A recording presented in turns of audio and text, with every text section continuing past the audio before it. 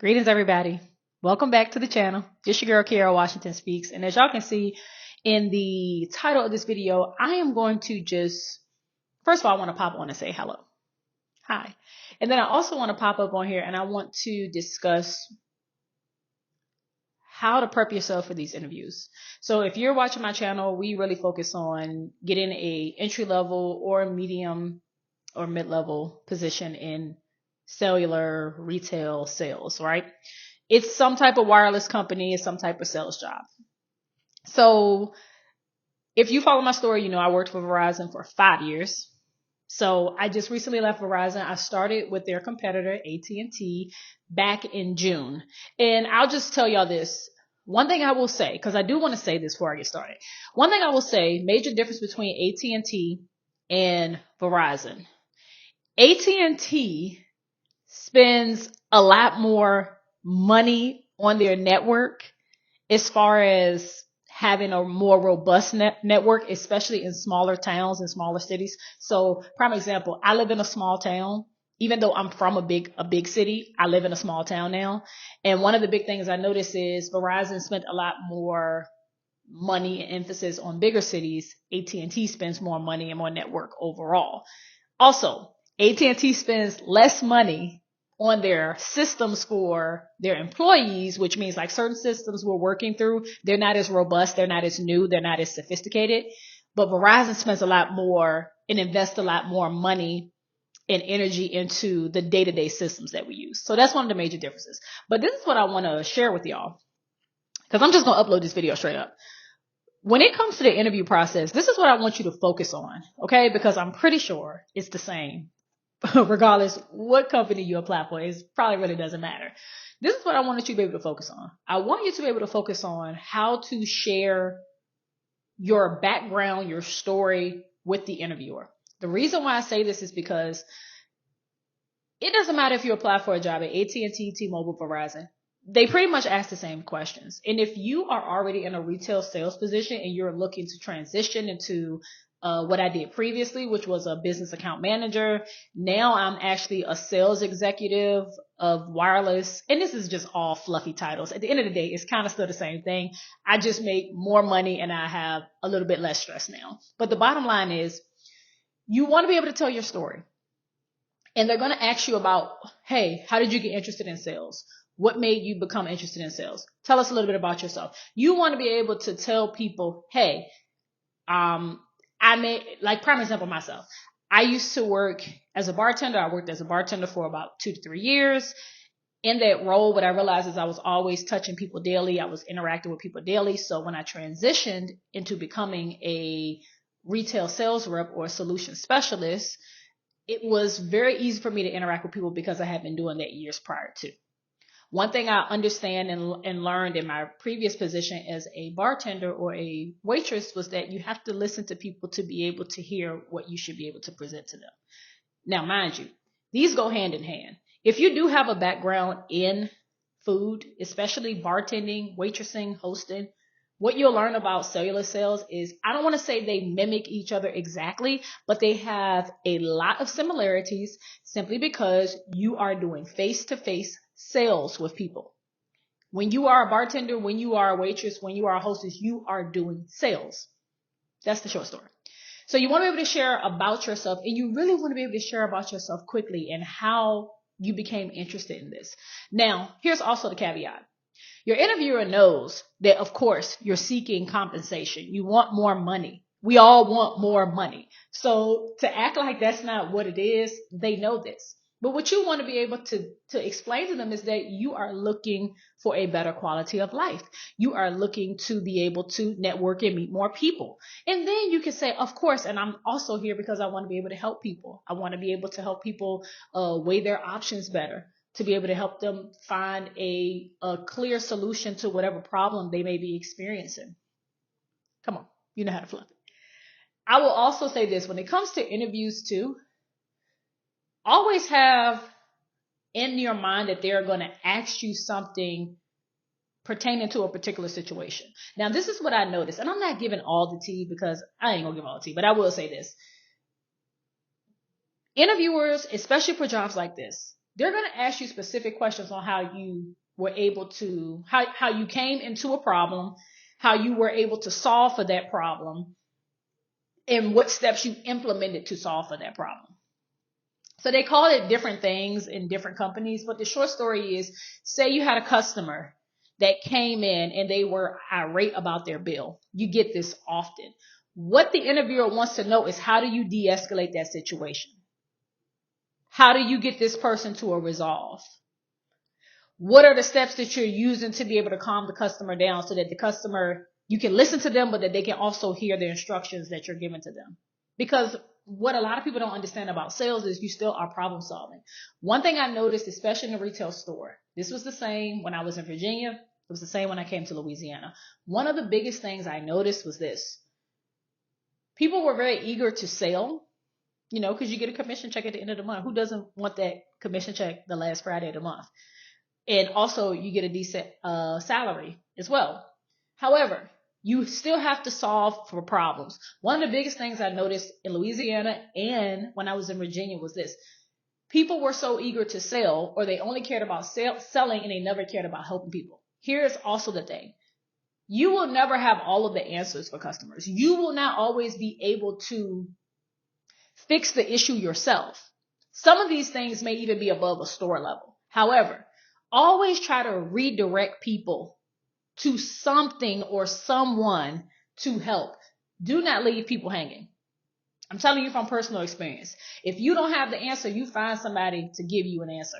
And when it comes to your management team, let me say this for the people in the back, okay?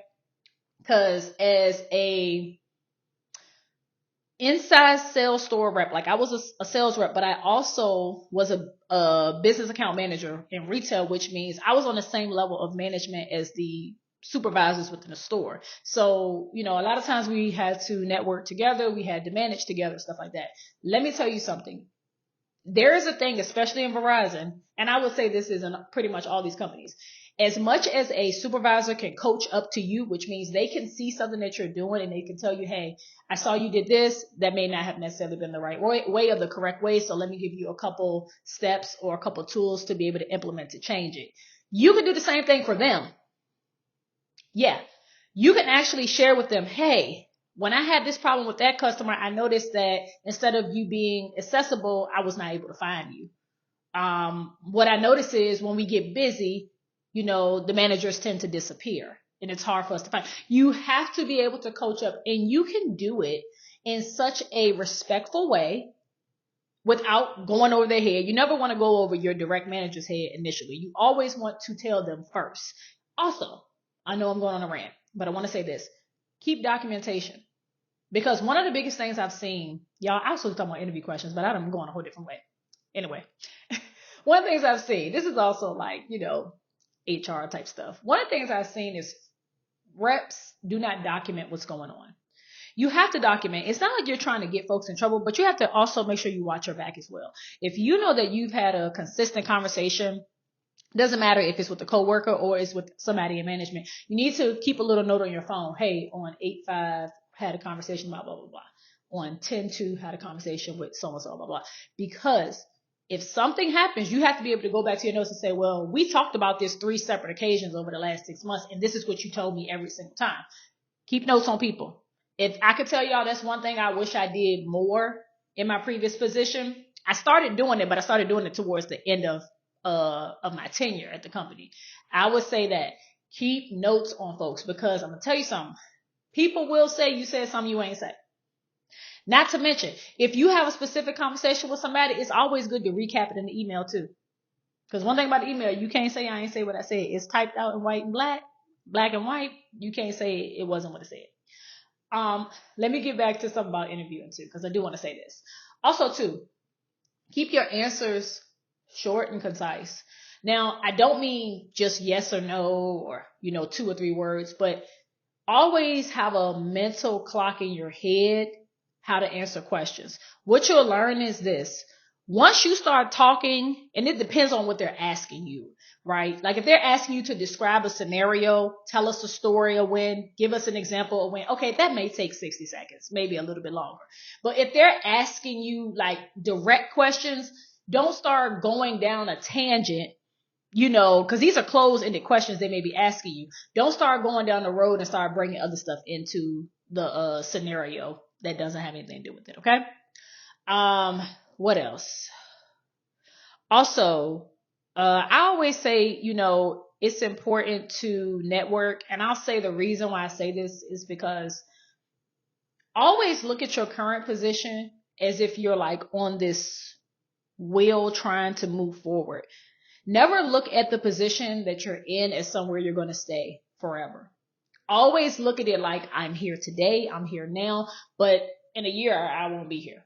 And don't say probably won't. Like, really put emphasis on the fact that you won't stay in that position. I've said this before in other videos. What you will learn, especially in career paths like this, people will remain stagnant and do the same job for easily 8, 9, 10, 12 years.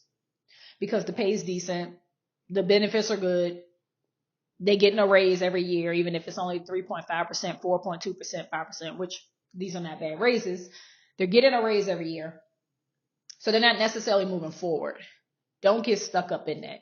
Especially if you know that you want to do something else. Now, I'm going to give another quick backstory before I get off here, y'all. If you've been following me, you know I started in retail sales in 2018, and technically I've had 4 positions. But what I will say is this is my 3rd role. I'll just be fair and say technically 3rd role. I won't count my COVID role. But I've had 3 roles in 5 years. So I know that that's a blessing, because what it's saying is every 1 to 2 years I'm moving on. I'm doing something else. Every 18 to 24 months I'm doing something else. Don't get comfortable. For the people in the back, don't get comfortable, because I'm telling you, when you get comfortable, people start to undermine you and they start to not value you as much, because with what you're showing them, even though you don't realize it, but subconsciously, you're showing them that you don't value yourself because you won't move on. You'll sit there, you'll complain with the other coworkers who've been there for 15 years, but you won't move on and do something else. Let me just explain this to y'all. Before I left Verizon, granted, very thankful for Verizon, very thankful for everything I had at the company, but my last 5 to 6 months, extremely stressful. Very much so over it. And when you get to a point where you are over it and you are stressed out and you're starting to feel like it's harder to get out the bed and go to work, you need to do something else. Because here's the thing. No one's holding a gun to your head telling you got to do this job. Once you get tired of a position, you get tired of a company, you get tired of a role, you realize that the stress you're receiving from it is more than it's worth, move on. Also, lastly, I said I was going to be done with this, but I will say this. You have transferable skills, especially when you get a job like this. Invest the money and invest the time into a real resume writer. Seriously, this is how I got this job. I got somebody professionally to really bring out my skills in a resume format. And I'll tell y'all this. When I uploaded my resume and put it on different sites, I chose this job, number one, because of the comfort of it, of course, the money, but because I could just sit at home and it was already something I was doing. But I started to get so many different hits from jobs. I started to get so many different hits from different employers, because I'm telling you, you have transferable skills that you may not even realize you have. So invest $100, $200, $300, get a professional resume writer. You can probably find them on Fiverr or something like that, and have them write your resume, because when it's time for you to go, you need to be able to go. Okay? And start looking for positions before you're ready to go. Like, if you already know you getting close to that year, when you hit about 7, 8 months, start looking at different roles that you're interested in, so you can always position yourself to elevate. Okay? All right? Sorry to turn into a rant video. I am. But I hope that this helps, because, my thing is, we never know who may be educated, motivated, or inspired. So, give yourself the grace, but continue to stay on your stuff every day so that you can move forward and you can be all that God has called you to be. Okay? I love y'all. I'll see y'all in the next one, okay? I'm your girl, Kiara Washington. Peace.